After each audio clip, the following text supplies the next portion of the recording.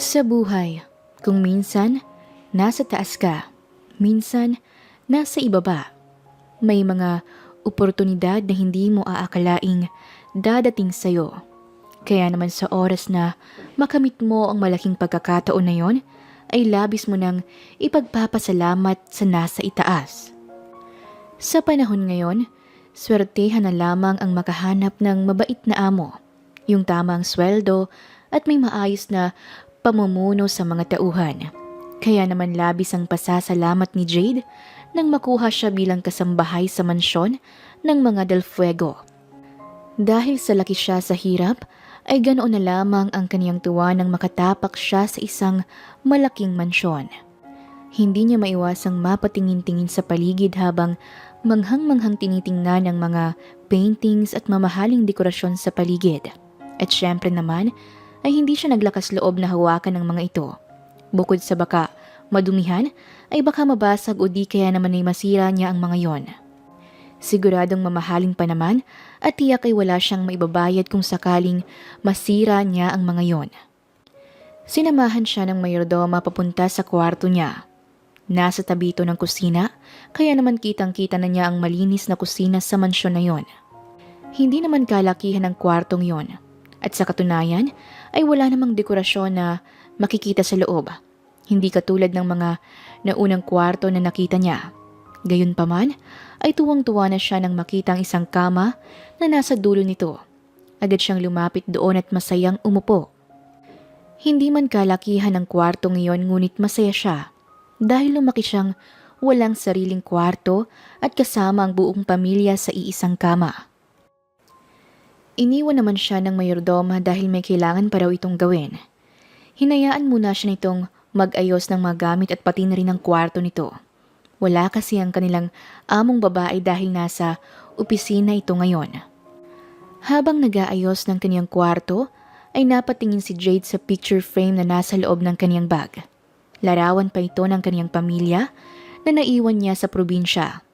Kakaluwas niya lamang sa Maynila ngunit tila ba'y inaatake na siya agad ng pagka-homesick. Namimiss na niya agad ang mga kapatid ngunit mas pinili niyang tatagan ang sarili. Ginagawa niya rin naman ito para makatulong sa pamilya at maibigay ang luho ng mga kapatid niya. Napangiti si Jade nang makitang maayos na ang kwarto niya.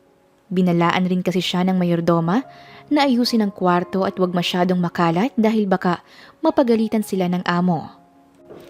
Naligo na rin si Jade sa likod bahay kung saan naliligo ang mga kasamahang kasambahay sa mansyon. Iba kasi ang banyo nila sa banyo ng mga amo. Nagdala na rin siya ng mga pamalit para hindi na siya babalik pa sa kwarto. Naisipan niya niyang maligo muna bago pumunta sa mga kasama para mag-umpisa na sa trabaho. Nang mailak na niya ang pinto, ay agad na rin siyang nag-umpisa sa paliligo. Ngunit maya-maya pa, ay bigla siyang nakarinig ng kaluskos mula sa kaniyang likuran. Agad naman siyang napahinto sa pagkuskus ng katawan, tsaka napatingin sa direksyon na pinanggagalingan ng tunog na yon. Wala pa naman siyang saplot dahil lagkit na rin siya sa haba ng kaniyang biyahe kanina. Damn it! Bakit walang tubig? Galit na sambit ng tao sa labas. Nagulat naman si Jade nang marinig ang malutong nitong pagmumura. Patuloy pa niyang pinakiramdaman ang paligid nang biglang marinig niya ang kalabog sa labas ng pinto. Sino yan? May tao pa po rito! Sambit ni Jade habang inaayos ang suot na tuwalya sa katawan. Just open the door! Sigaw nito sa kanya. Makulit ang lalaki na nasa labas at panayang kalabog sa pinto. Agad namang nataranta si Jade kaya mabilis niyang inayos ang pagkakalagay ng tuwalya para lumabas at alamin ang nangyayari. Ngunit sa kaniyang pagbukas at pag-angat ng pinto upang makalabas, ay nagulat na lamang siya nang itulak siya nito papasok. Puno ng bula at sabon sa katawan ng lalaki at nakapikit rin ito dahil sa dami ng bula na nasa kaniyang muka.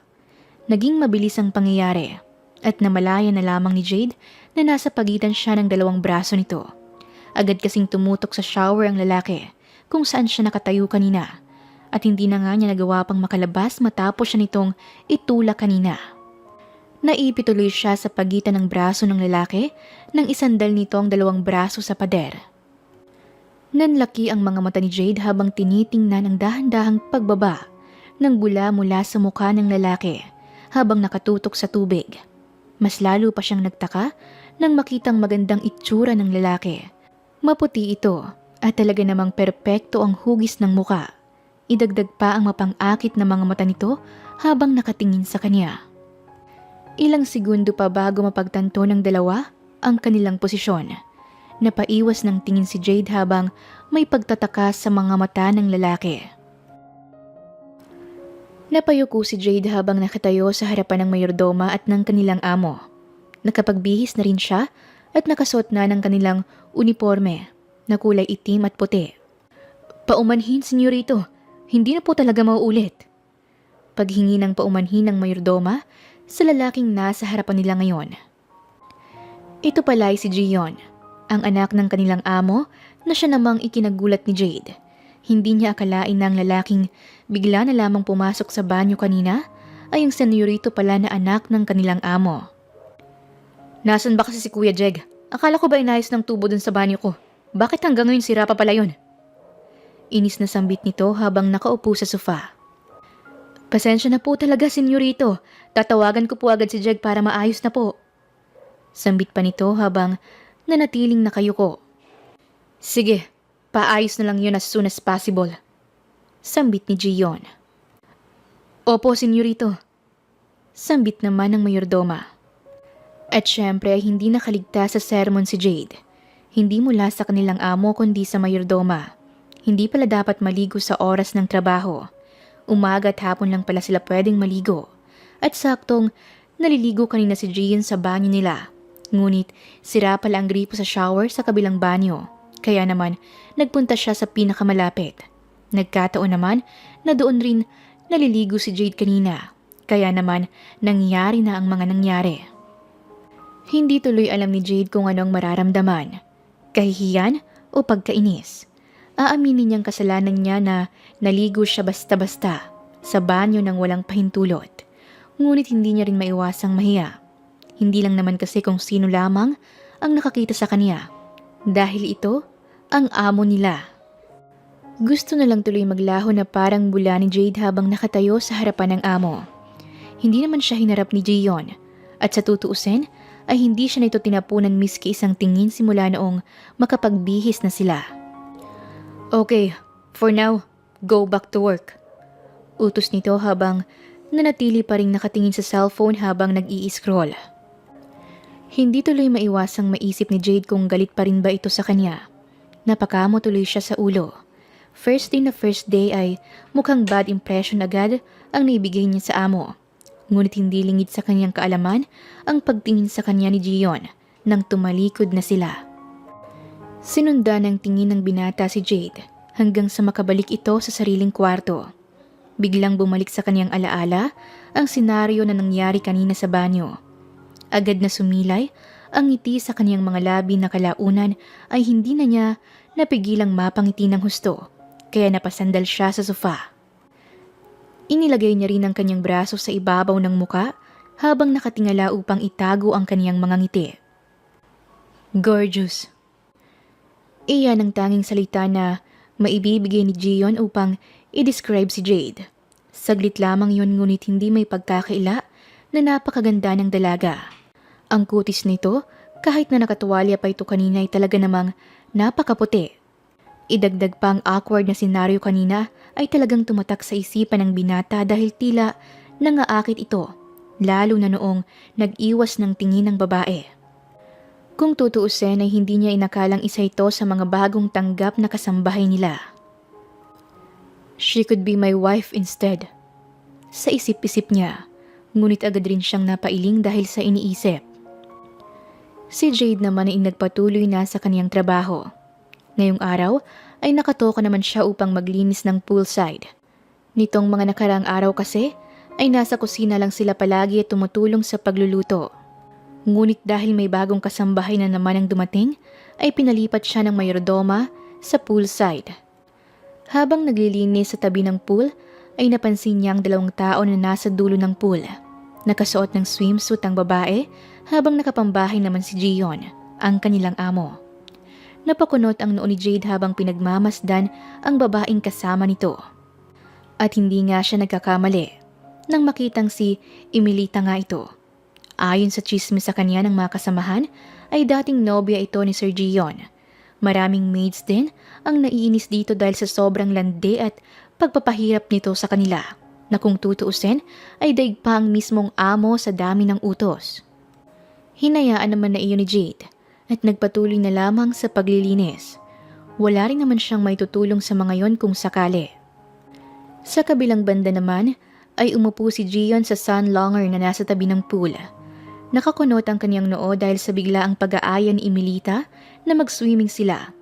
May sarili naman silang pool sa mansyon kaya naman sinamahan niya na ito.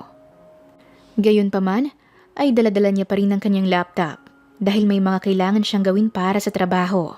Hinayaan niya lamang ang babae na magbabad sa pool habang damang-dama ang pagpapaseksi sa kaniyang harapan.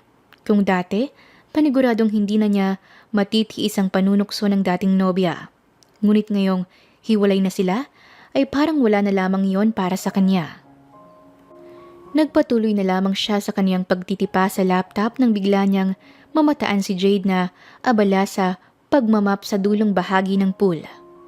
Otomatikong umarko ang ngiti sa kaniyang mga labi kasabay ng pagtitig niya dito. "Gion, why don't you join me?" Pangaaya ni Emilita sa kanya.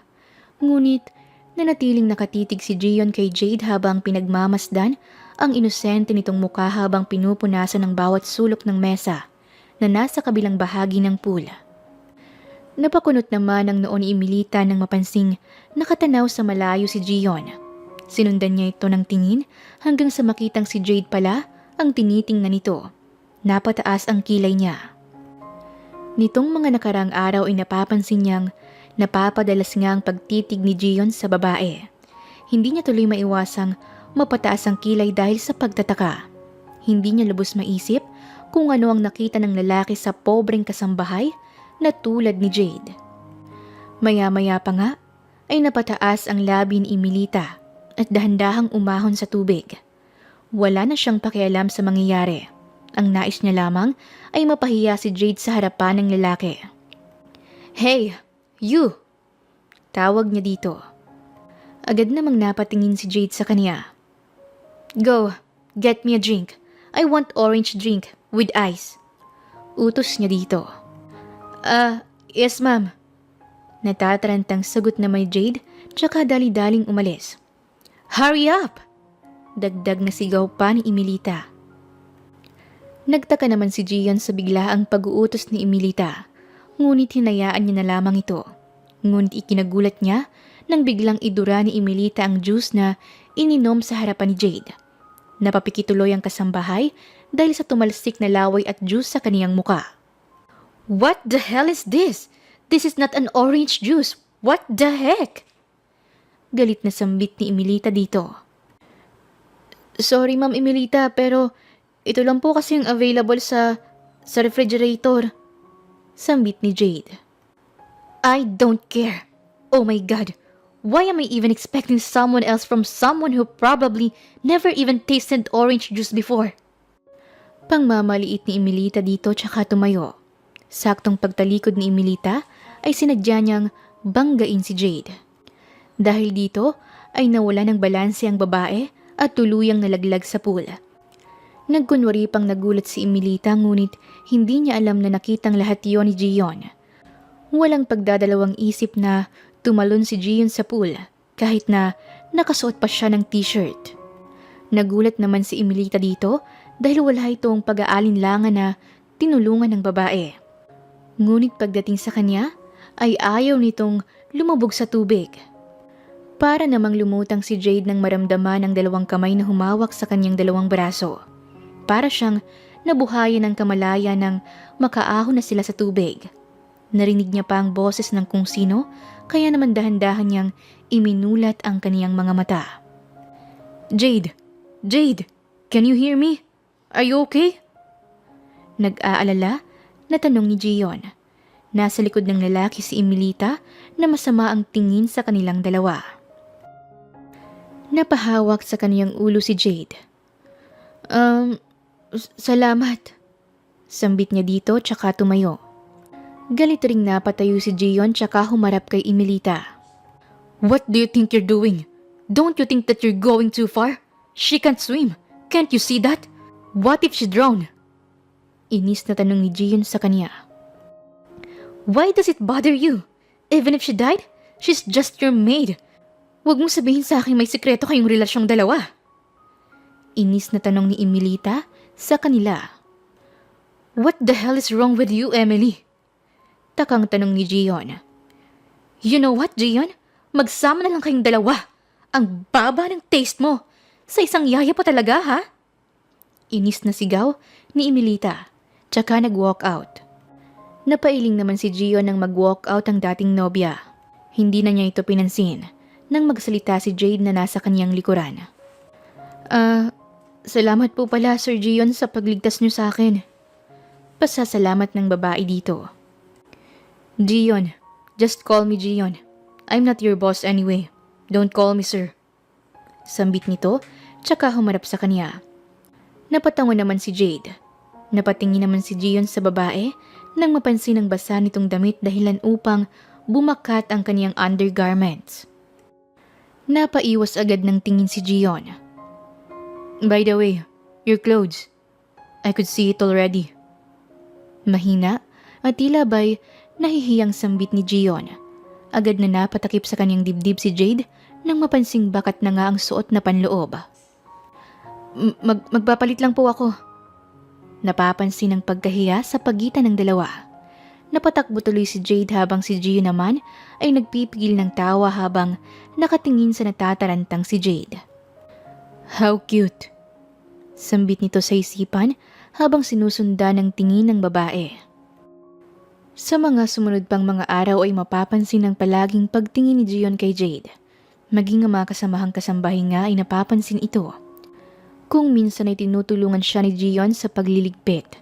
Ngunit sa tuwing nariyan ng mayordoma ay agad na pinapalayo ang lalaki dahil trabaho kuno iyon ni Jade.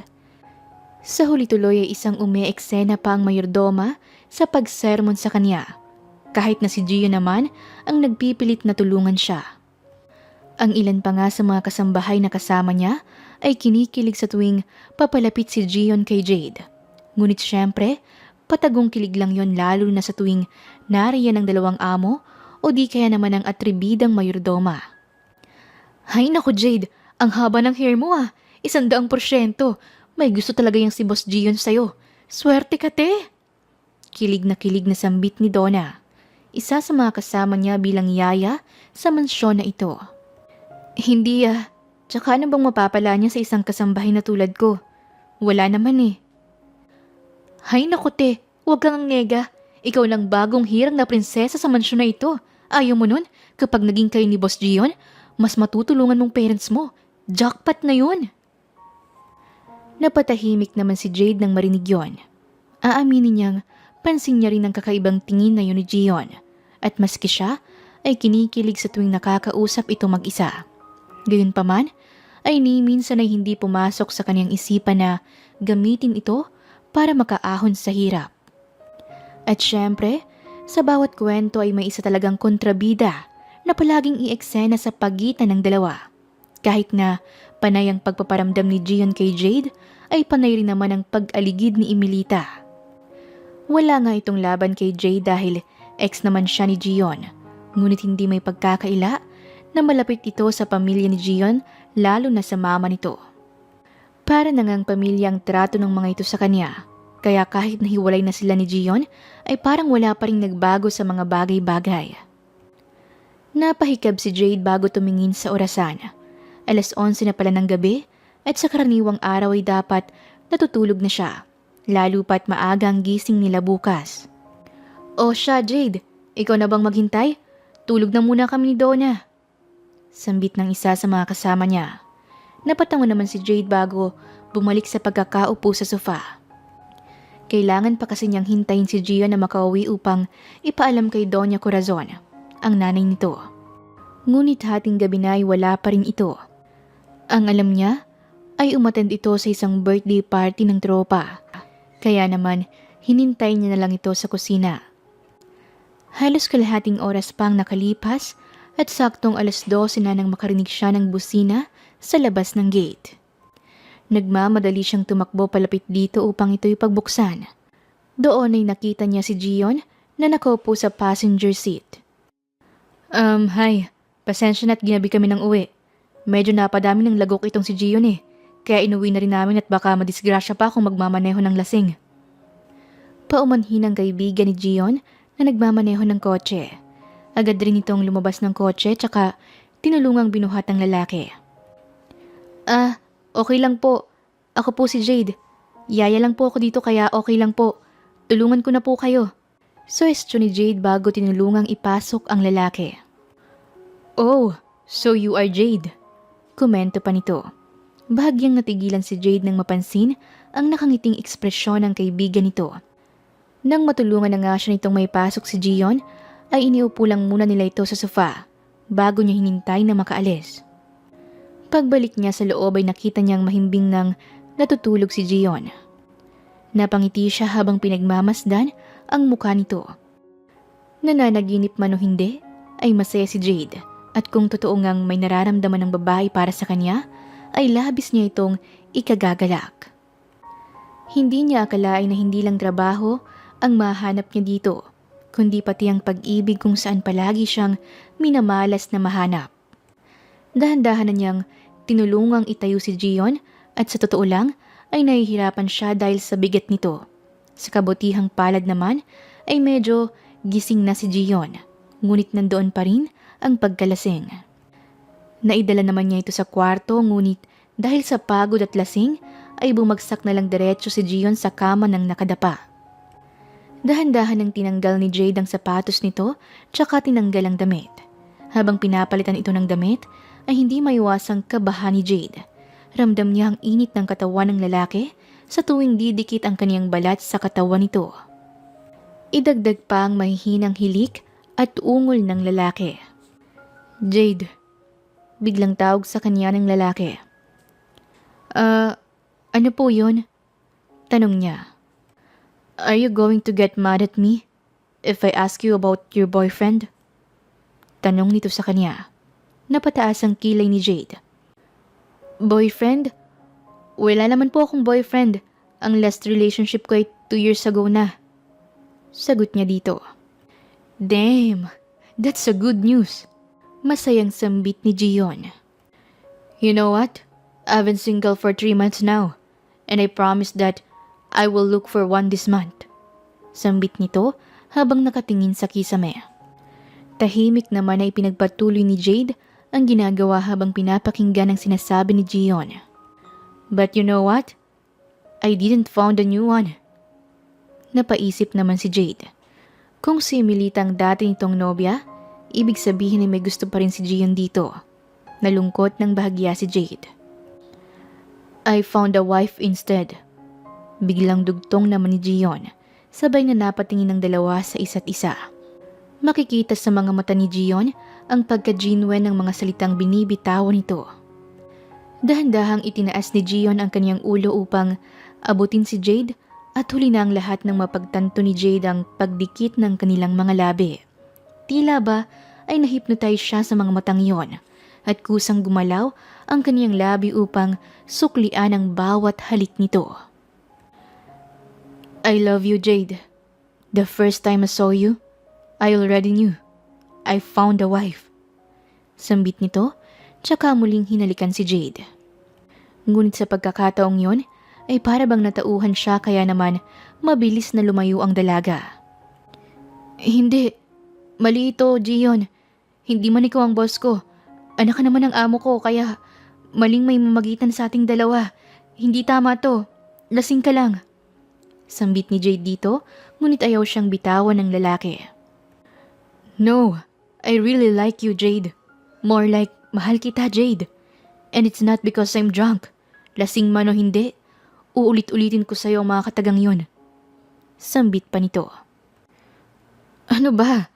Paano kung malaman ito ng mga magulang mo? Nila Doña Corazon, hindi ko kayang mawala sa akin ng trabahong ito. Kaya please lang, hindi. Hindi na natapos pa ni Jade ang sasabihin nang pigilin iyon ni Gion gamit ang paghalik sa kanya. Natahimik nga si Jade at tanging ang palitan ng matatamis na halik lamang ang maririnig sa paligid. Madilim sa loob ng kwartong ito ni Gion, kaya naman walang ibang makakakita sa kanila kung sakali. We can keep it as our secret, Jade. A secret until you're ready to let other people know. Sambit ni Gion.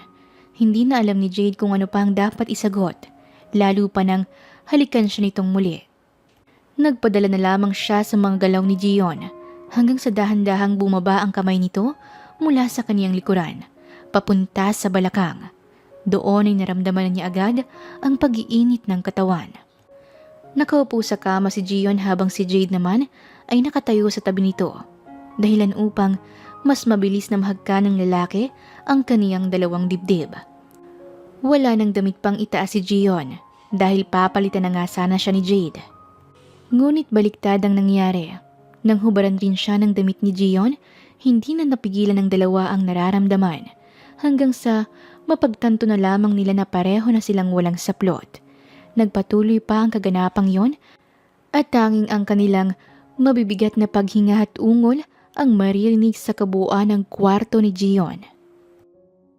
Kinabukasan ay nagising ang dalawa na magkayakap. Agad na napatayo sa kama si Jade nang mapagtanto na pareho rin silang walang saplot. Agad siyang napatingin sa lalaking nasa kanyang tabi, ngunit tila ba wala pa ito sa wisyo, kahit na kabadong-kabado na si Jade at hindi na mapakali. Agad niya itong kinalabit upang gisingin ngunit ngumiti lang ito sa kanya. Good morning, love. Bati ito sa kanya, tsaka siya hinalikan sa pisngi at niyakap pabalik sa pagkahiga. Teka, gising! Gion! Gion!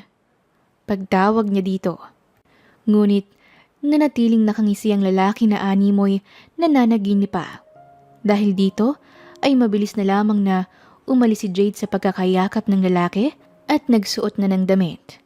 Pasikreto pa siyang lumabas ng kwarto tsaka pumunta sa kusina. Doon ay naabutan niya si Donna. Oh, saan ka kagabi? Hindi kita napansin sa kama mo kanina. Tanong sa kanya ni Donna. Oo. Maaga kasi akong gumising. Actually, hindi na nga ako masyado nakatulog eh. Anong oras na rin kasi nung umuwi si Sir? Palusot niya dito. Okay. Sagot na lamang ni Donna kahit na may kaunting pagtataka ang kasama. Nakahinga naman ng maluwag si Jade nang gumana ang kaniyang mga palusot. Nang matapos magluto si Jade, ay dinala niya yon sa kusina. Doon ay nakita niya si Gion na nakaupo mag-isa. Wala kasi ang mga parents nito, gawa ng nasa business tour ang mga ito. Good morning, Sir Gion. Here's the breakfast po. Sambit ni Donna pagkaabot ng rice and bacon.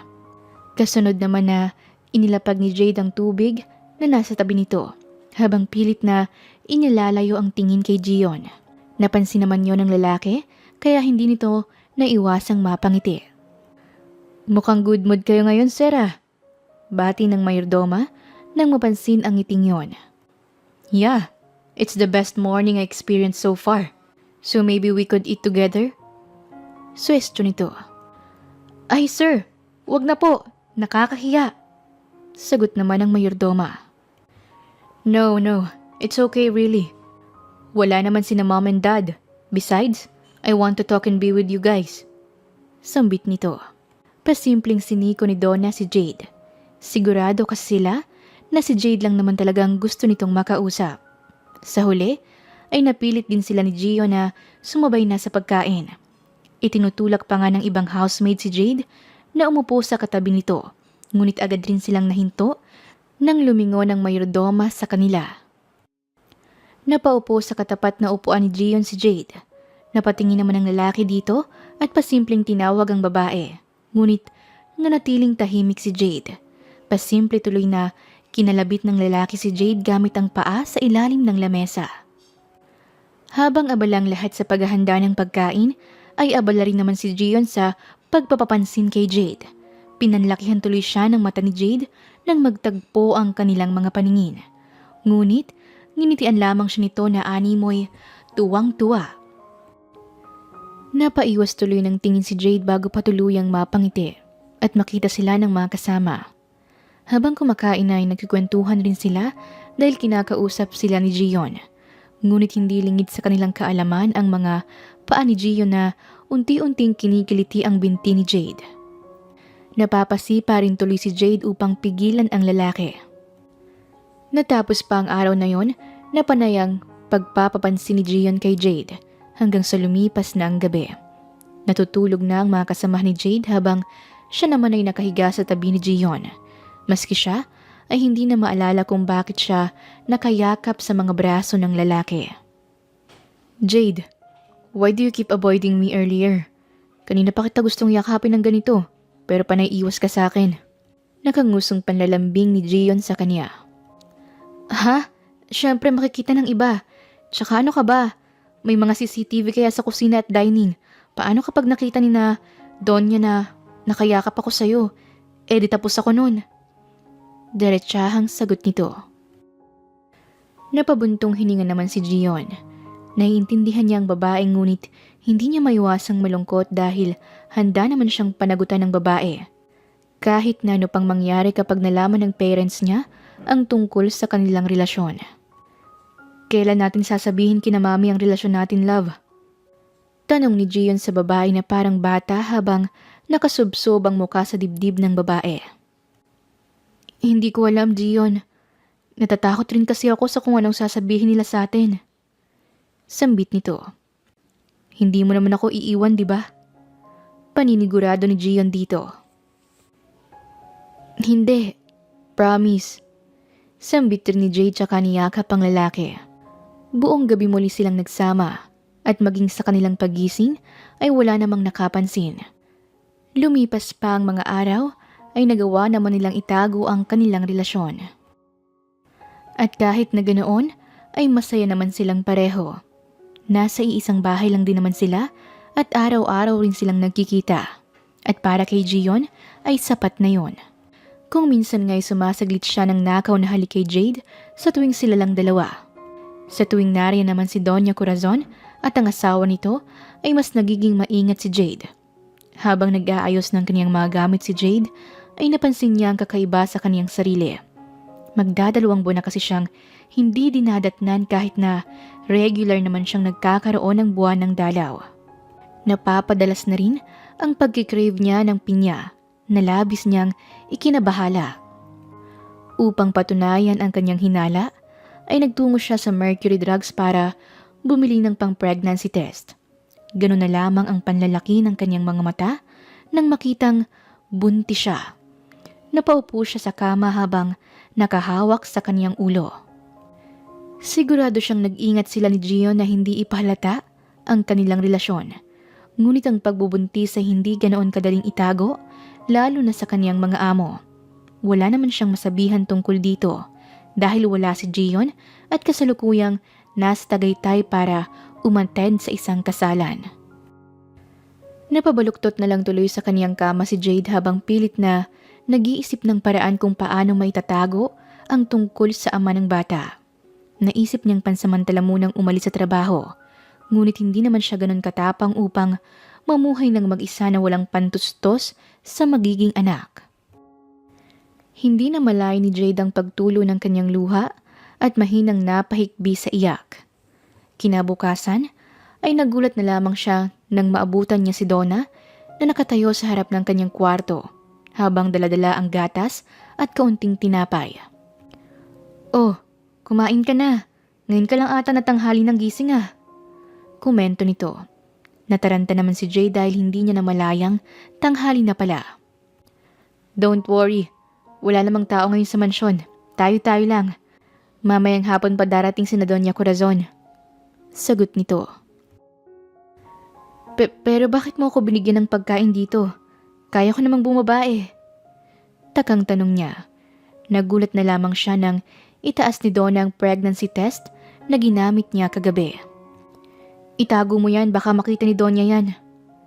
Paalala nito sa kanya bago lumabas. Hindi naman maiwasang matuwa ni Jade. Walang tanong-tanong at simpleng pag-aalala lamang ang ipinakita ni Donna para sa kanya.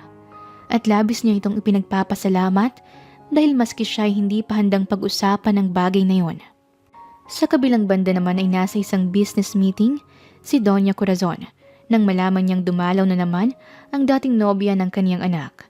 Masaya siyang sinalubong ni Emilita na may dala pang pagkain para sa kanya. "Oh my, iha, nagabala ka pa. Naku talaga naman at napaka-sweet mo talaga. Kamusta ka na?" Pangangamusta niya dito. "Ayun, ayos naman ako tita. Kayo po?" Tanong ni Emilita dito. "As usual, kaliwat ka ng business meeting. Itong si tito mo naman ay hindi rin ako matulungan dahil nga sa bago naming business na pinapatayo sa Bulacan." Sambit nito. Oo nga po eh. Narinig ko rin po ang tungkol doon kay Mami." Sagot naman niya dito. "Tsaka balita ko pala, sumasaglit ka minsan sa mansyon na. Nakakapag-usap ba kayo ni Gion?" Tanong ng Donya sa kanya. Yes po tita. Madalas ko pong dalawin si Gion." Saad ni Melita, tsaka umupo sa kaharap ng chair ng Donya. "Oh, good to hear. Kamusta naman?" Tanong nito sa kanya. "Ayun na nga po tita. Medyo may napansin lang ako tita, dun sa bago niyong maid. Jade po pala." Pakunwaring utal na sambit nito. Si Jade. Why?" Nakakunot noong tanong nito sa kanya. "Ayun tita, para kasing malapit sila ni Gion. Minsan nga, nahuhuli ko siyang inaakit si Gion sa pool eh. Tapos, pumapasok sa kwarto ng anak niyo po." Panunulsol nito sa matanda. Hindi naman napigilan ng Donya na kumulo ang dugo sa mga narinig, lalo pa nang malamang nagkaroon ng bunga ang pangaakit umano ni Jade sa kaniyang anak. "Jade, tawag ka daw ni Doña Corazon," sabi ng mayordoma. Pagtawag ni Donna sa kanya, napataas naman ang kilay niya dito. "Ha? Bakit daw?" Takang tanong niya. "Ewan ko mante, may kasalanan ka ba?" Tanong nito. "Wala naman ah. Naglilinis naman ako sa taas pati sa kwarto nila." Agad na binalot ng kaba si Jay dahil minsan lang din naman kasi siya ipatawag ng Donya. Pagdating niya sa dining ay nakita niya agad ang Donya na nakaupo sa sofa. "Doña Corazon, pinapatawag niyo raw po ako." Sambit nito. Katabi ng Donya, nakaupo si Emilita na pinagtataasan pa ng kilay si Jade. "Sit." Utos ng Donya na animoy ginawa siyang aso. Gayunpaman ay sinunod pa rin Jade. "How much do you need? 100,000? Kalahating milyon? O baka naman 1,000,000? Nakataas ang kilay na sambit ni Doña Corazon. Naguluhan naman si Jade sa sinabi nito. Ano pong sinasabi niyo, Doña Corazon? Ano pong 1,000,000? Naguguluhang sambit nito sa kanya. Huwag ka nang magkunwari. We all know about your relationship.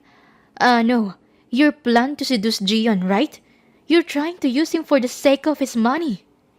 Sabat naman ni Emilita. "Ha? Hindi ko ho inaakit ang anak ninyo. At kung ano man ang namamagitan sa amin ng anak nyo, sa amin yun. At hindi dahil sa inakit ko siya o anuman." Pagtatanggol naman niya sa sarili. "Wow ha? Kaya pala pasimple kang pumapasok sa loob ng kwarto ni Gion. At ang gaga, nagpabuntis pa talaga para may habol kay Gion. Ganyan ka ba kadesperada sa pera? My God!"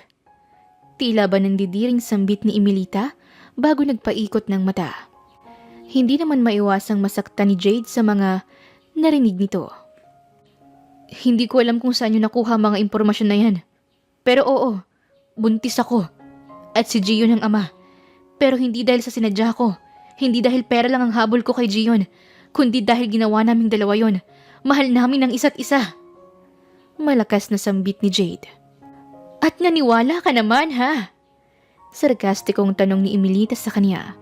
Dahil sa lakas ng pag-uusap ng mga ito, ay palihim na ring nakikinig ang ilang kasambahay sa kanila.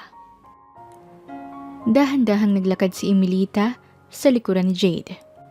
"Sa tingin mo, magmamahal ng isang hamak na yaya ang isang anak ng tycoon billionaire na kagaya ni Gion? Ha? Nagpapatawa ka ba?" Matawa-tawang tanong ni Emilita sa kanya. Maging si Doña Corazon ay bahagyang natawa. "Nagpapatawa ka ba? Hindi ko akalain na mataas pa lang pangarap mo." Natatawang sambit nito sa kanya. Tuluyan ang nabiyak ang puso ni Jade dahil sa pangmamaliit sa kanya ng dalawa. Ito ang unang beses na nanliit siya sa sarili. And I want to warn you, Jade. Don't you ever tell anyone na anak yan ni Gion. That kid is not my grandchild. Whether you like it or not, you will leave this house tonight. 1,000,000 para layuan mo ang anak ko. You can use it to raise your kid. Sambit ni Doña Corazon habang nakataas noong nakatingin sa kanya. You should be grateful. Mabait pa si tita sa ganyang lagay, no? And if I were you, tatanggapin ko na ang 1,000,000. Sambit nito na sinundan pa ng malakas na pagtawa. Napayuko si Jade habang pilit na pinupunasan ang luha na pumapatak mula sa kaniyang mga mata. Maya-maya ay pumasok na ang mayordoma dala ang isang case. Here, take it. You can go and get your things now. Ngunit walang naging sagot si Jade dito. Ano pang hinihintay mo? Kunin mo na! Sabat naman ni Emilita. Ilang saglit pa ay biglang tumingin ng diretsyo si Jade sa kanilang dalawa na ikinagulat nila. Mahahalata pa rin ng mugto nitong mga mata ngunit para bang nagbago ang tingin nito sa kanila. May tapang at determinasyon ang makikita sa mga mata ni Jade. Sige, kukunin ko ho ito. Pero itong sasabihin ko sa inyo, hindi nyo na kailanman makikita ang apo ninyo. Matapang na sambit ni Jade dito, tsaka walang lingon-lingon na kinuha ang case at tumalikod na sa kanila. Hindi naman nakapag-react ang dalawa at huli nga ng mapagtanto ni Doña Corazon ang sinabi niya. What the hell did she said? Why would I want to look at that kid anyway? Kahihiyan sa pamilya ang magkaroon ng apo galing sa isang yaya na tulad mo. Malakas na sigaw ni Doña Corazon. Agad namang umalalay si Emilita dahil baka atakihin ng matanda. Sandaling pagpapaalam lamang ang naganap sa pagitan ni Jade at ng mga kasambahay na naging malapit sa kanya. Napuno pa nga ng iyakan lalo pa at narinig nila ang lahat ng nangyari kanina. Alam niyang pagsisisihan niya ang desisyong ito, lalo pa at bigla na lamang siyang nawala nang hindi nagsasabi kay Gion. Gayunpaman, ay alam niya sa sarili ang pagnanais na mapalaki ang anak sa maayos na lugar at hindi sa lugar kung saan alam niyang mamalitin lamang ito ng mga tao. Matatanggap niya pa sana kung siya lamang ang mamalitin ng mga tao. Ngunit ibang usapan na kung idadamay ang walang malay na sanggol sa kaniyang sinapupunan. Kinabukasan ay umuwi si Gion nang may ngiti sa mga labi. Kakauwi niya lamang galing sa isang trip at labis na ang kanyang pagkasabik na makitang muli si Jade ngunit pagbalik niya ay wala na siyang nadatna na Jade. Bagkus sayang mommy at si Emilita lamang ang nakita niya.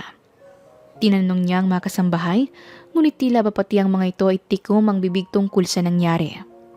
Kaya naman naglakas loob na siyang tanungin ng ina. Why? I told you. Mas pinili niyang 1,000,000 kesa sa'yo. Hindi pa ba sapat yun? Tanong ng Donya sa kanya. No, ma'am. I need to talk to her. Where is she? Desididong tanong ni Gion.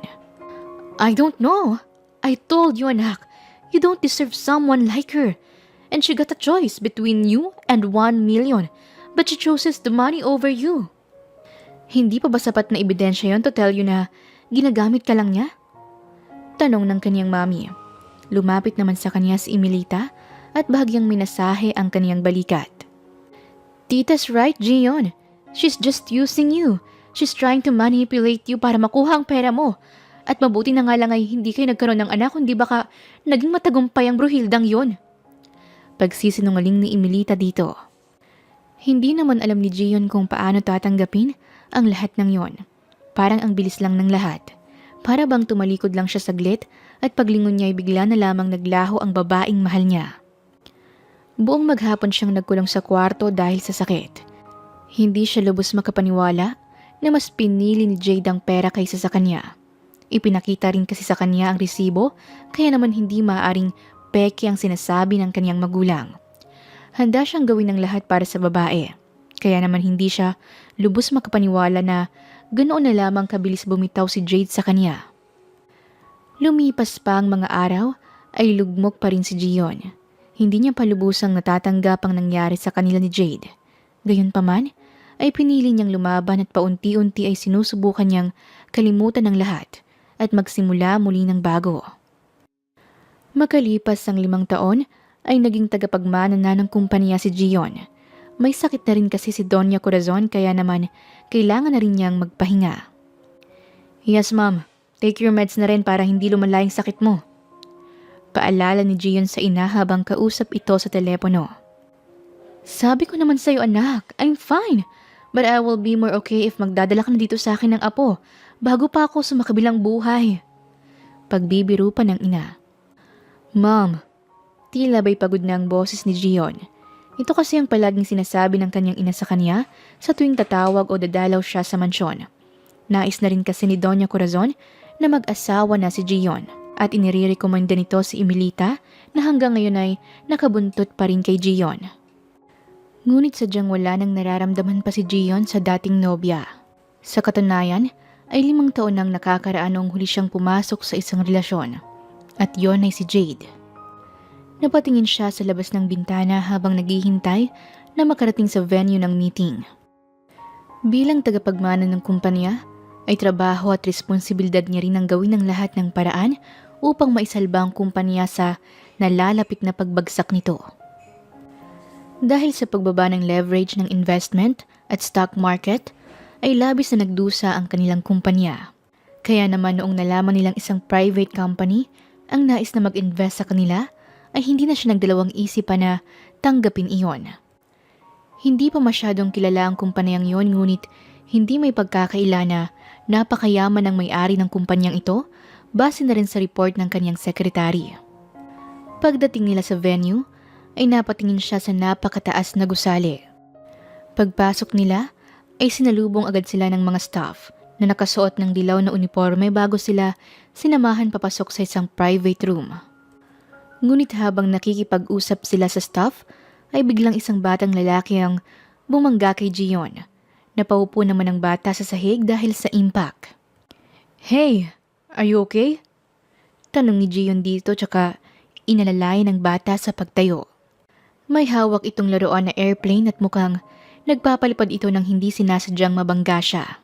Napakusot naman ang kanyang mata ang bata na mukhang napuwing din. Agad na inihipan ni Gion ang mata nito tsaka pinatayo. Ngunit bago pa man niya ito mapatayo, ay nilapitan agad ito ng isang staff. Oh Andre, anong ginagawa mo dito? Lagot ka na naman sa mami mo kapag nakita niyang dito ka naglalaro. Sambit ng babae sa bata. But I want to play. Mommy is still busy inside. She told me she'll play with me today. Sumbong nito sa kanya. Okay, don't worry. Maglalaro ulit tayo mamaya. Hintayin mo ako sa lobby ha? Sambit ng babae sa bata na agad nitong sinunod. Bahagya namang napayuko ang babae kay Gion. I'm so sorry about that sir. Naboard po ata ang bata sa loob kaya naglaro siya dito. Paumanhin ng babae. No, it's okay. Sambit niya dito tsaka muling tiningnan ng bata. Sinundan niya ito ng tingin at sa hindi malamang dahilan ay para bang may kakaiba sa bata na pamilyar sa kanya. Pagpasok nila sa loob ng opisina ay inihanda agad ang mga gagamitin.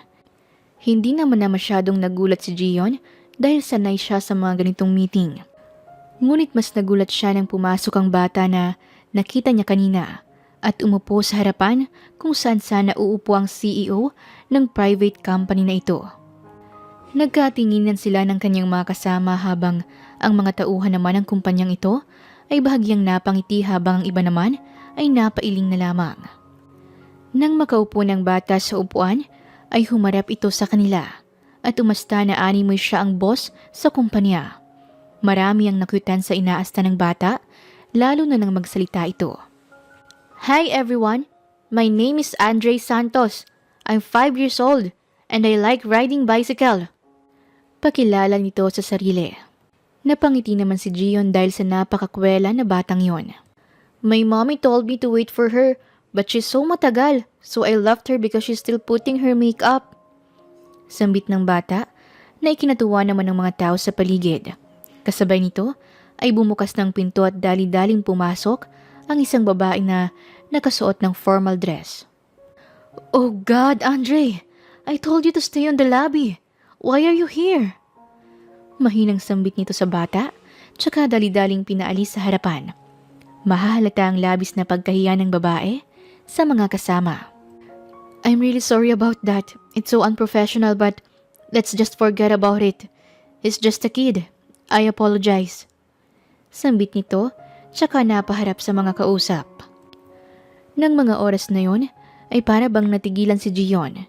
Hindi lamang dahil sa pagdating ng makakausap nilang CEO, kundi dahil pamilyar ito sa kanya. Nagtagpo naman ang kanilang paningin, ngunit tila ba'y hindi siya nito kilala at kaswa lamang nangumiti sa kanya bago inalalayan ng bata palabas. Nang may ayos na muli ang room at napalabas ng bata, ay nagpatuloy na sila sa pag-uusap.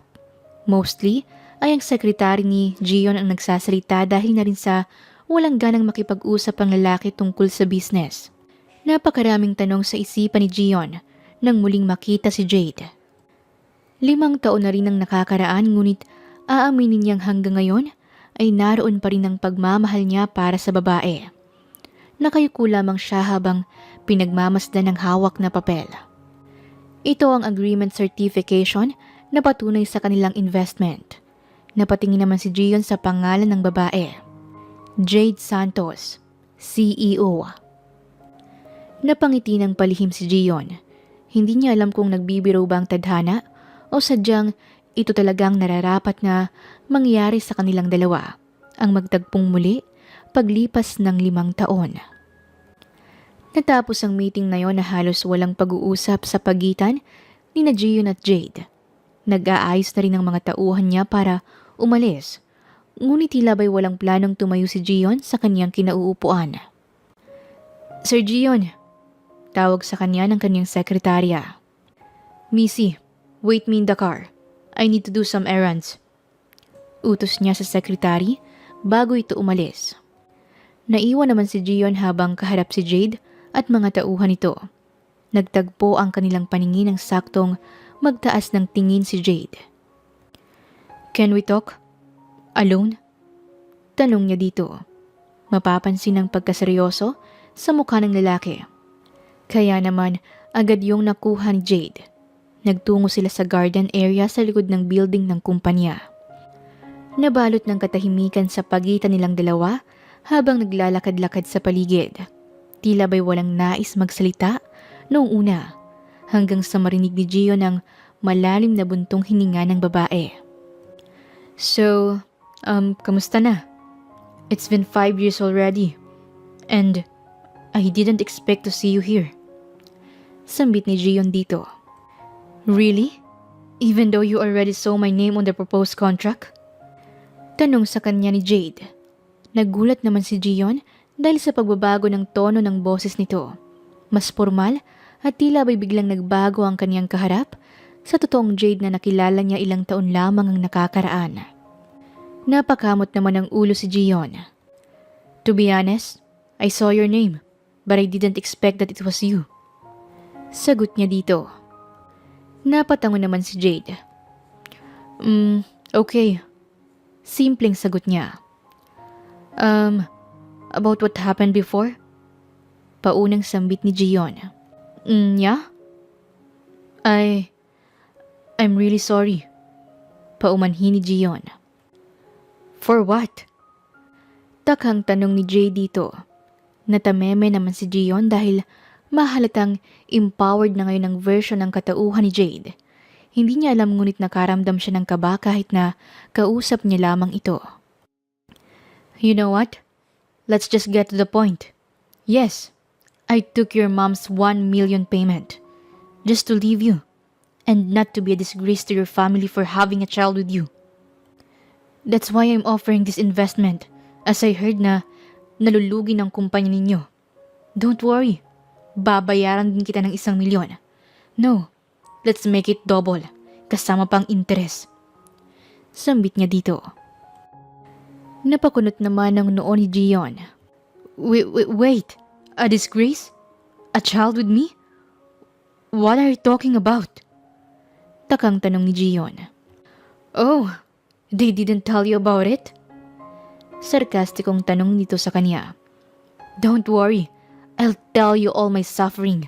Lahat ng mga bagay na sinakripisyo ko para mapalaki ang anak natin ng mag-isa. And yes, itinagod din nila ang pagbubuntis ko sa anak natin just because it would bring shame to your family. Dire-diretsyong sambit ni Jade. Nang mga oras na yon ay nagbabadya ng pagtulo ng luha sa kaniyang mga mata. Ngunit nagawa niyang pigilan ang pagbuhos ng emosyon na matagal niyang naipon sa kaniyang dibdib. Habang si Gio naman ay tila ba'y hindi makapaniwala sa narinig.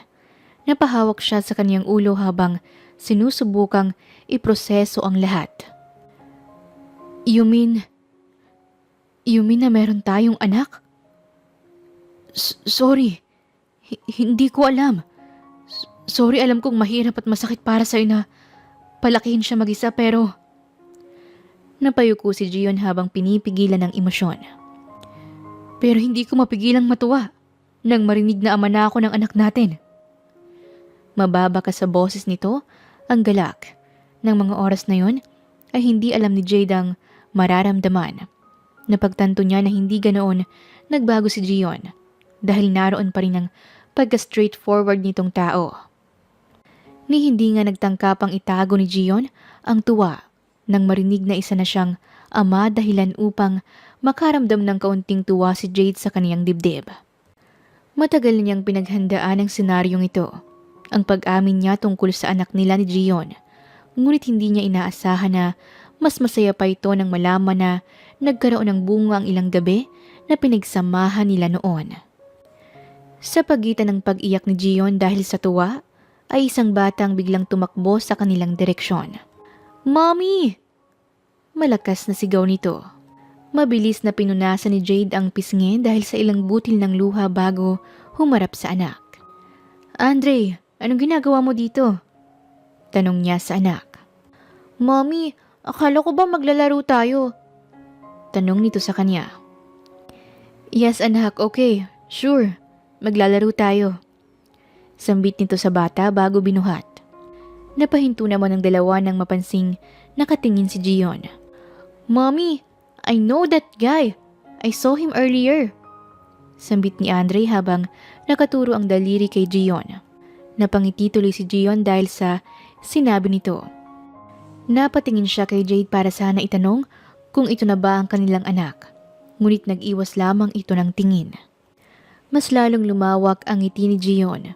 Knowing na ito'y nanggaling sa kanilang dalawa ni Jade, ay sapat na upang matuwa ang lalaki. Maya-maya pa'y nagpaalam na rin si Jade para umalis dahil kailangan niya na ring asikasuhin si Andre. Napangiti lang naman si Gion dito at hinayaan na lamang ang dalawa. Para bang biglang nawala ang hinanakit sa puso ni Gion at napalitan ng tuwa. Hindi niya akalaing ganito pala ang pakiramdam ng may sariling anak. Gayunpaman ay naroon pa rin ng pagsisisi at lungkot dahil hindi niya man lang ito nakitang lumaki at hindi man lang nasamahan si Jade na palakihin ang kanilang anak. Dahil dito ay nabuo ang desisyon niyang kausapin ang kanyang ina. Hindi naman tumanggi si Doña Corazon kaya naman ganoon na lamang ang sama ng loob niya sa ina. Naroon din ang pagkagulat ng matanda nang malamang mayaman na pala ang babaeng noon ay minamaliit niya. Lumipas pa ang mga araw ay ginawa rin ni Gio ng lahat ng paraan upang malaman ang mga nangyari noon. Mula sa mga naging kasambahay nila hanggang sa mismong driver na naghatid noon kay Jade. Nagalit din siya nang malamang may kinalaman si Emilita sa mga nangyari. Hindi na nagawa pang ipagtanggol ni Emilita ang kaniyang sarili dahil alam niya rin na mali ang kaniyang ginawa. Dahil sa pagiging magpartner ng kanilang kumpanya, ay nagkaroon rin minsan ng joint meeting sa pagitan ng dalawang kumpanya. Dahil dito ay nagkaroon ng pagkakataon si Gio na makasama si Jade at si Andre. Habang nasa break ng kanilang meeting ay nagtungo si Gion sa opisina ni Jade. Sinamahan naman siya ng sekretary nito papasok sa mismong opisina. Sa loob ay nakita niya agad ang dalawa na kumakain. Mommy! May tao! Mommy! Tawag ni Andre sa mami nito. Gulat namang napatingin si Jade kay Gion na may dalang 2 boxes ng bento. You want? Hinintay ko pa kasi ang delivery kaya medyo natagalan. Sambit ni Gion sa kanila bago inilapag ang dalang bento sa ibabaw ng mesa. Agad naman itong tiningnan ni Andre. Mommy, may sushi! Tuwang-tuwa na sambit ni Andre. You want to eat sushi? Tanong ni Jade sa anak na agad nitong tinanguan. Inayos naman agad ni Gion ang pagkain bago binigyan ng anak sa sariling plato nito. Habang abala si Andre sa kaniyang kinakain, ay pasimpleng napatingin si Jade sa lalaki. What are you doing here? Tanong ni Jade. Please, let me allow to act as his father. I know it's hard, but I just want to be with my son.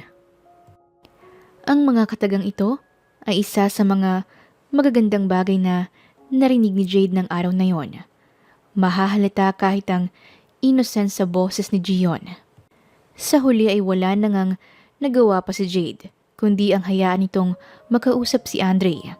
Nang mga sumunod na araw, ay naging malapit na nga si Andre kay Gion. Kung minsan pa nga, ay ang bata na mismo ang naghahanap kung nasaan si Gion. Binigyan niya rin ng pagkakataon si Gion na magkaroon ng kontak sa kanila. Lahat ng yun ay para sa kapakanan ng anak nilang dalawa. Ngunit wala pa sa kanyang isipan na ibalik ang dating relasyon na meron silang dalawa. Kahit papaano kasi, ay naroon pa rin ang sakit ng pamamahiya sa kanya noon. Hanggang sa umabot ng weekend nang makatanggap si Jade ng tawag mula kay Gion. Nais nitong ayain ng anak na maglaro sa parke. Agad naman itong narinig ni Andre kaya labis ang tuwa ng bata.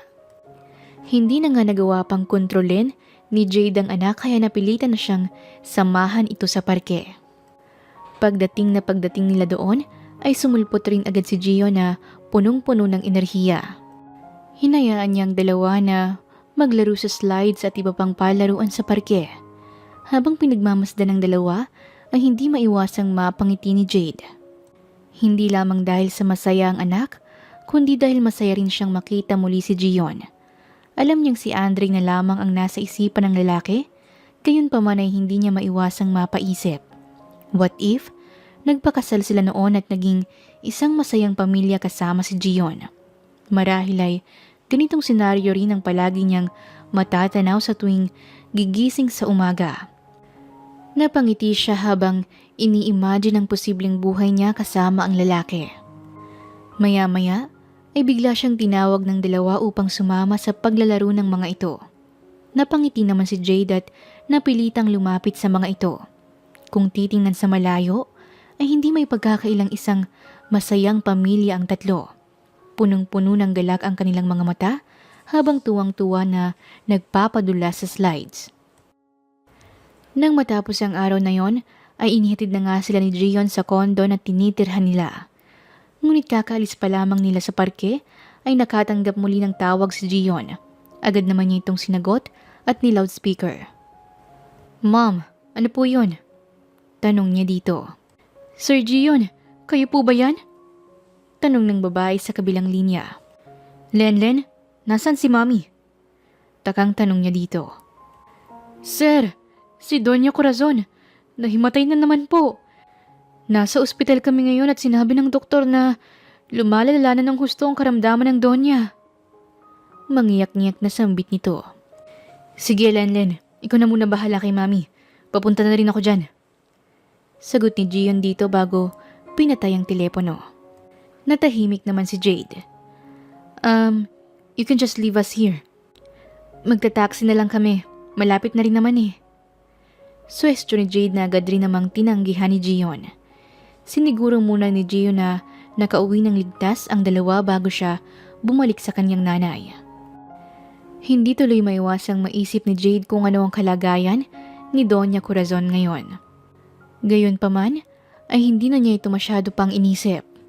Nang makalipas ang ilang araw, ay nakatanggap siya ng tawag mula kay Gion. Humihingi ito ng pabor na kung maaari bang magpakita si Andre sa lola nito. Napamaang naman si Jade at hindi na iwasang maging sarkastiko dito. Really? Wow ha? Akala ko ba isang kahiyan sa pamilyang magkaroon ng apo galing sa isang yaya na tulad ko? Anong nangyari dyan sa nanay mo ngayon? Sarkastikong tanong ni Jade kay Dion. Jade, I know. And I'm really sorry on behalf of my mother. I apologize. She might be cruel sometimes but she's still my mom. Kahit anong gawin ko, hindi ko kakayanin na makita siya sa ganitong kalagayan. Isa lang naman ang hiling niya. Ang makita ang kaniyang apo. I could have give her another kid from another woman. But I won't do it, Jade. May anak tayo. At si Andre yon. Siya lang ang anak at magiging anak ko. Sambit ni Gion. Napahawak sa kaniyang ulo si Jade. So what do you want me to do? Break my promise? Sinabi ko sa kanya noon na never as in never niyang makikita ang magiging apo niya sa akin. Buo pa rin ang loob ni Jade na hindi ipakita si Andre sa lola nito. Biglang natahimik ang kabilang linya. Kasunod nito ay ang basag na boses ni Gion. Please, I'm begging you, Jade. My mom is dying at wala akong ibang magawa. At least, I want to make her dreams come true. Ang makita ang sarili niyang apo. Sambit nito sa kanya. Tila ba'y kinurot ang dibdib ni Jade nang marinig ang basag na boses ng lalaki. Sa huli nga ay pinayagan na niya ito. Nasabi na rin kasi nila kay Andre ang tungkol sa tunay nitong ama na mabilis namang natanggap ng bata lalo pa at malapit siya kay Gion. Pagdating nila sa kwarto kung nasaan si Doña Corazon ay nanatiling nakaiwas ng tingin si Jade. Hindi pa rin niya kasi napapatawad ng husto ang matanda sa ginawa nitong pangmamaliit at pang-aapi sa kanya noon. Hinayaan niya lamang na kausapin ni Andre ang lola nito at nang mapagod na, umupo lamang ito sa tabi ni Jade. Hindi naman maiwasang mahiya ni Doña Corazon kay Jade dahil sa pamamahiya nito sa kanya noon. Hindi niya sukat akalain na ang apo na kinamumuhian niya noon ay ang apo na tutupad sa kanyang pangarap na makita ang anak ni Gion. Napangiti siya nang makita ang katauhan ni Gion sa batang si Andre. Nakausap rin naman ni Doña Corazon si Jade, ngunit katulad ng inaasahan ay naroon pa rin ang ilang. Lumipas pa ang mga araw ay napapadalas rin ang pagdalaw nila sa mansyon ng mga ito dahil napalapit ang loob ng bata sa lola nito. At sa tuwing dumadalaw sila ay inihahatid din sila ni Gion pa uwi. Hindi katulad noon ay mas naging bukas ang relasyon nila bilang isang pamilya. At sa bawat araw na dumadaan na halos magkakasama silang tatlo ay hindi na nga naiwasang magpanumbalik ang nararamdaman ng dalawa sa isa't isa. Katulad dati ay tila ba'y walang label ang kanilang relasyon. Alam lang nila sa sarili nila na may namamagitan na sa kanilang dalawa. Halos napapadalas rin ang pagsundo sa kanila nito sa opisina pa uwi sa sariling bahay. Hanggang sa isang araw, pagod na pagod si Jade dahil sa dami ng ginawa. Maaga naman siyang umuwi kaya naman sumabay na rin siya sa mga kasama. Ngunit pag-uwi niya ay isang sorpresa palang naghihintay sa kanila. Isinagawa pala ito ni Gion ng palihim kasama ang mga dating kasama ni Jade na kasambahay, sina Donna at maging ang dating mayordoma. Napatakip ng kaniyang bibig si Jade dahil hindi niya akalaing isosorpresa siya ng mga ito sa mismong kaarawan niya. Paglingon niya sa kanyang likuran, ay nakita naman niya si Gion na may hawak na isang bouquet ng bulaklak. Mas ikinagulat niya pa nang bigla itong naglabas ng isang box na may singsing. Jade, alam kong mahirap at masalimuot ang 5 taon para sa'yo. Kaya naman sana sa pagkakataong ito, ay hayaan mo kung damayan ka sa tuwing malungkot ka, sa tuwing masaya, at sa tuwing ikaw ay nagdudusa. Natahimik ang paligid habang hinihintay ang mga susunod nitong sasabihin. Jade, will you marry me? Napuno ng tili ang buong kwartong yun kasabay ng pagbukas ng isang maliit na box. Kasunod naman ito ay sumingit si Andre sa tabi ng ama habang hawak ang isang bulaklak. Mommy, sagutin mo na si Daddy. I need someone to play with. Please, Mom? Sambit nito bago kumapit sa kaniyang binti. Natawa naman ang lahat sa narinig. Napatingin si Jade kay Gion at kitang-kita niya ang kaba sa mga mata nito habang naghihintay sa kaniyang sagot. Pinigilan ni Jade na matawa sa sarili dahil hindi niya inakalang posible pang mangyari ang ganitong bagay sa kanilang dalawa. Maya-maya pa'y mas lalong tumindi ang kaba sa dibdib ni Gion. Ngunit ilang saglit lamang ay sumilay ang ngiti sa labi ni Gion kasabay ng mga salitang, "Yes, I will marry you." Napuno ulit ng hiyawan ng paligid habang si Gion naman ay halos mapatalon sa tuwa. "You mean it, right? Right?" Tuwang-tuwa na tanong ni Gion dito at akma na sanang hahalikan ng babae nang bigla siya nitong pigilan gamit ang isang daliri sa mga labi nito. "But let me tell you one thing." Natigilan si Gion nang marinig yon. "I'm not going to be your servant anymore." Sambit ni Jay dito. Napangiti si Gion sa kanya. "Of course not. Being my wife fits you better than a servant." Sambit nito, tsaka nilapatan ng halikang mga labi niya. Hindi naman maiwasang kiligin ni Jade nang marinig iyon sa fiancé. Matapos ng isang maalab na halik na yon, ay bigla namang dumating si Doña Corazon na nakasakay sa wheelchair habang tulak-tulak ito ni Emilita. "Jade," paunang sambit ng matanda. Napukol naman ang atensyon ni Jade sa dalawa. "I'm so sorry, Jade, sa pangmamaliit ko sa'yo noon. Wala akong ibang masasabi ngayon kundi ang patawad. Alam kong naging malupit ako at pinagsisisihan ko yon. Ngayon, ang tanging hangad ko lang ay maging masaya kayo ni Gion at maging isang buong pamilya." Malumanay na sambit ng matanda. "Jade, I'm so sorry too for what I've done. And also to you, Gion." Tila nahihiyang sambit ni Emilita kay Jade na hindi makatingin ng diretsyo. Malalim na buntong hininga ang pinakawala ni Jade. Sa haba ng panahong lumipas, ay ang paghingi lang pala ng tawad ng mga ito ang magiging dahilan upang mawala ang galit at puot sa kaniyang dibdib. Hindi na niya pinahirapan pa ang kanilang mga damdamin. Lumapit siya kay Doña Corazon at naiiyak na niyakap ito. At isang ngiti naman ang ginawad niya kay Emilita. "Salamat sa paghingi niyo ng tawad. Dahil yun lang ang gusto kong marinig." Sambit niya sa mga ito. Ikinasal silang dalawa ni Gion makalipas lamang ang isang buwan. At makalipas pa ang isang buwan, ay tuloy na rin na maalam si Doña Corazon. Ngunit masaya naman niyang nilisan ng mundo. Dahil sa wakas, ay nakamit niya ang kapatawaran mula kay Jade, na nagawan niya ng isang malaking kasalanan. Hindi lang dito kundi maging sa kaniyang apo. Nagpapasalamat siya sa Diyos na hindi naging huli ang lahat para sa kanya at nabigyan siya ng pagkakataon na magbago. Masayang namuhay si Gion at Jade hanggang sa biyayaan pa nga sila ng ilan pang mga anak pati na rin ng isang matagumpay na negosyo. Hindi man madali ang daang tinahak ni Jade upang makarating kung nasaan siya ngayon, ay ang mahalaga sa kanya ay masaya na siya at kasama ang kaniyang buong pamilya at wala ng puot pang natitira sa kaniyang puso. Wakas. Maraming salamat po sa inyong pakikinig at sana ay kinapulutan ninyo ng aral ang kwento ni Gion at Jade. Muli, ito po si Dear Siren at hanggang sa ating muling kwento. Maraming salamat po.